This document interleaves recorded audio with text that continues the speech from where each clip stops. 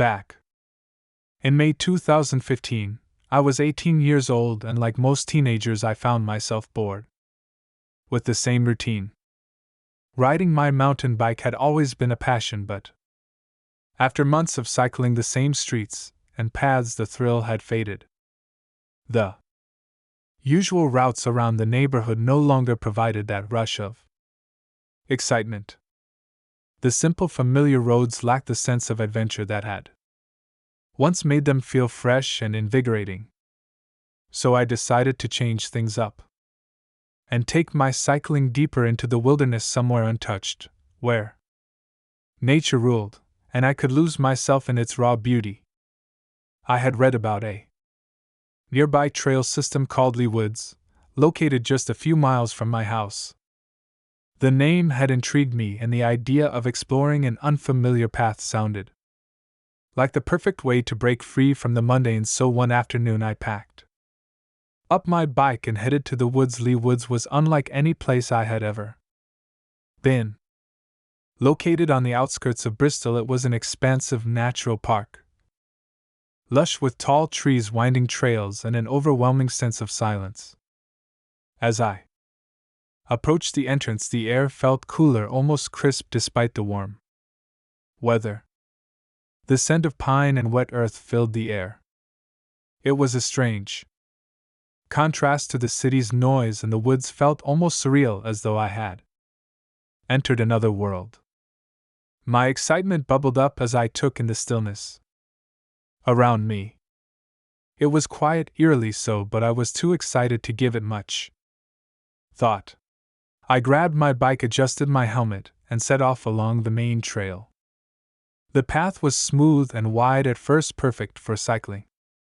The trees around me were tall, casting long shadows that danced on the forest floor as the breeze whispered through the leaves. I felt a sense of peace, but also a growing excitement, as if I were on the edge of something unknown. This was new territory for me, and I couldn't wait to see what the woods had in store. I continued along the path, which began to curve more sharply as I ventured deeper into the woods. It wasn't long before the smooth trail gave way to rougher terrain, loose rocks, bumpy inclines, and patches of thick mud. The challenge exhilarated me.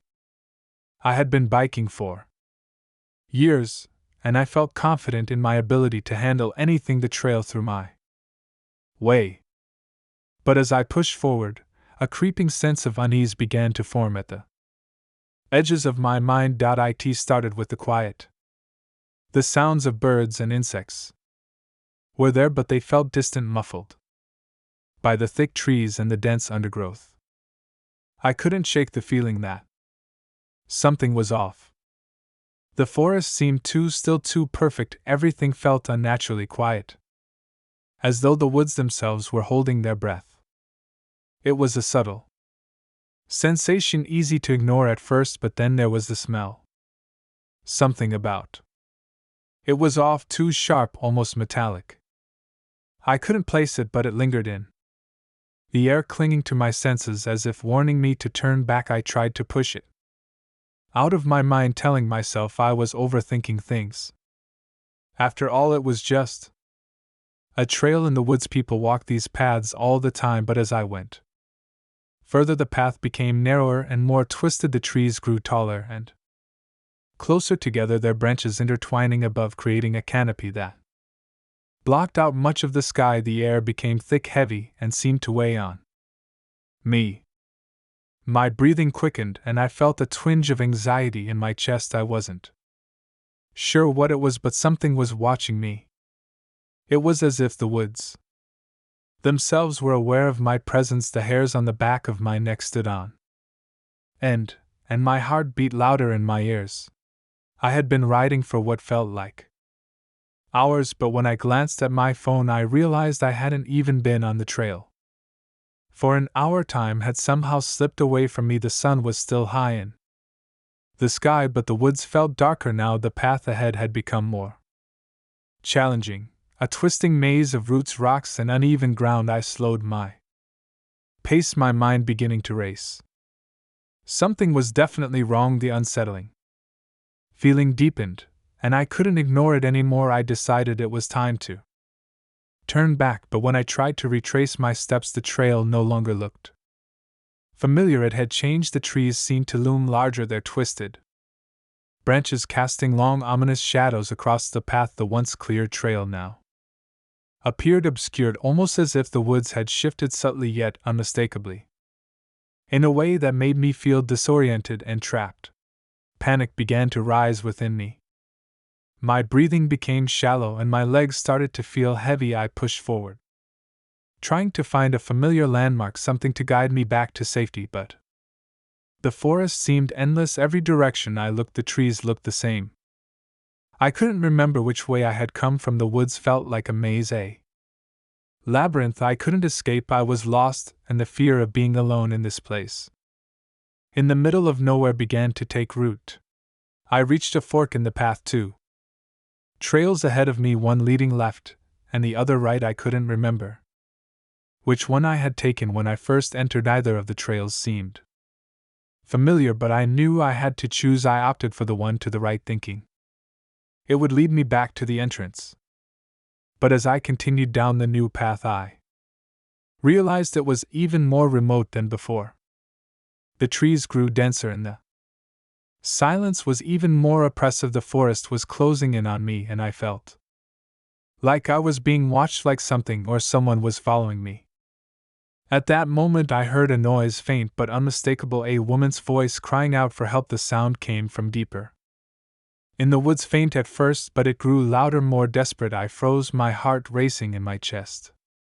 I wasn't sure what to do. The voice sounded real human, but there was something strange about it. The cry echoed through the trees, bouncing off the trunks and creating an eerie dissonance. I considered heading toward the sound, wondering if someone was in trouble, but something held me back. The woods had become oppressive, as if the very air itself was warning me not to go any further. I stood there for a moment, unsure of what to do. The voice stopped suddenly, and all that remained was the thick silence. I glanced back at my bike, which was still leaning against a tree a few feet away. My gut instinct told me to leave, to get out of there as quickly as possible, but I couldn't bring myself to turn around and leave. It felt like something invisible was waiting for me. As if on cue, my bike tire let out a loud hiss, and I looked down to see that it had gone flat. It was completely deflated. I hadn't heard it go flat just a second ago. It had been fine. Panic surged through me, my thoughts racing. What was going on? I grabbed the bike and began walking quickly toward the parking lot, the sensation of being followed growing stronger with each step. The crying came again, closer this time, but it wasn't just a cry anymore. It was a scream, a shrill, gut-wrenching wail that sent chills down my spine. I could hear footsteps behind me, but when I turned, no one was there. The sound of the footsteps was so real, so close, that I could feel the earth shake with every step they took. My heart pounded in my chest as I ran faster, trying to escape. I didn't look back. All I could think about was getting out of those woods, getting back to safety. The trees blurred around me, the path ahead a distant blur. My legs burned, but I pushed myself harder, faster, until I saw the car park in the distance. My mind was reeling, but I didn't stop running until I was safely inside my car. I slammed the door shut, gasping for air, and looked around. The parking lot was empty, the silence hanging heavy, but when I glanced down at my bike, I was shocked to see that the tire had been fully inflated again. There was no sign of the flat tire I had just seen moments ago. I couldn't make sense of it, but I wasn't about to stay there and try. Without a second thought, I jumped in my car, started the engine, and drove off, not once looking back. I didn't ride my bike again for weeks. I couldn't shake the feeling that something had followed me from Lee Woods. There was no rational explanation for what happened, but the memory of that afternoon haunted me for a long time. Even now, I don't talk about it much, and I'll never go back to those woods, not ever. 3 years before, I had experienced something equally strange in my village, but that's a story for another time, one that still weighs heavily on my mind.